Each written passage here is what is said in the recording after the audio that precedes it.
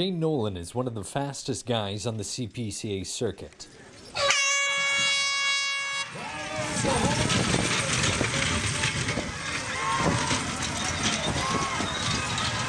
But in training, I start out slow, just like any other athlete. You just work them up to it, and I think I probably got mine really fit. I'm sure they're going to be really good.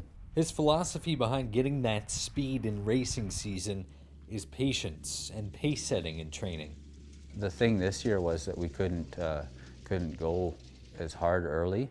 But it seems like those slow, steady miles that I did at the start of the year, they were pretty good, because when I started really galloping, you see them today, that you were saying that they look pretty fit. So April 2nd I started, and I think I've missed about 4 or 5 weather days in the whole spring training. So the horses are extremely fit already. They're looking good. They're ready to run.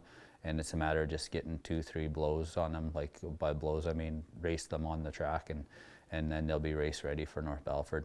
His gradual progression is especially important for the horses that are new to his barn. The transition, if you don't have to hurry them, sometimes it's nice, because it's like anything. If you're comparing it to rookie hockey players, there's not many rookie hockey players that play a whole bunch of minutes the first year, and the race horses are kind of the same. You'll get the odd star where he'll get into it and he'll make the number 1 or number 2 outfit, and he'll take a position in his first year. But most of them, it's a slow transition, and we try to keep them coming. So you buy horses every year still, and then the horses you had in your bullpen last year, they'll be more solid again this year. So there'll be second-year horses that'll get more work than these new ones. But I still will work the new ones and fit them in as we go, and they'll get driven forward with some of the good old horses. I got some old horses out with the outriding horses yet that are been in training. They're fit, and that's where these guys will go. They know the way around the barrels and stuff, and they'll get to run with them at home. And then if there's something there that's really showing a lot of potential, I'll take them out and put them on one of those other outfits. Shane picked up 8 new horses this offseason and is trying to make quick decisions on where each of them fit best. The 2 I drove today are the ones that I've been carrying on with the most, and the other ones have been drove lots, but then we thought, well, they're kind of ordinary looking, so we're going to try them out outright, and we'll do that and see how they come through that. And if they aren't going to take to that, we'll have a pretty good idea in a week or so, and then they'll go back into the driving, and I'll carry on with them there.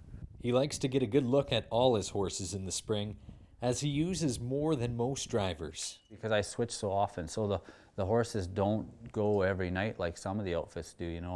I'll switch my outfits and use a different outfit off of 3 and 4 than I use on 1 and 2, and some nights I'll only race them once, and then I'll come back with a different outfit the next night. So I got eight main horses that are going to be out there lots. The third stringers, there's some horses on there that you could take off and move to those other outfits too. We'll start with Battleford. We'll take about 14 driving horses, so we'll take 3 full outfits and a couple extra ones, whichever ones show the most potential, and then we'll fit them in as we go.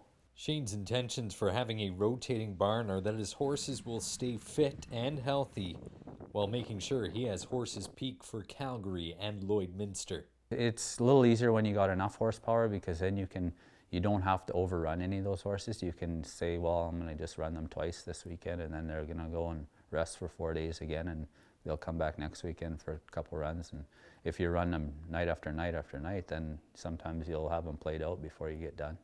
While he starts his training slow, last year Shane began the season on a tear, finishing in the top 3 of the opening 4 shows and finishing 5th in the overall standings.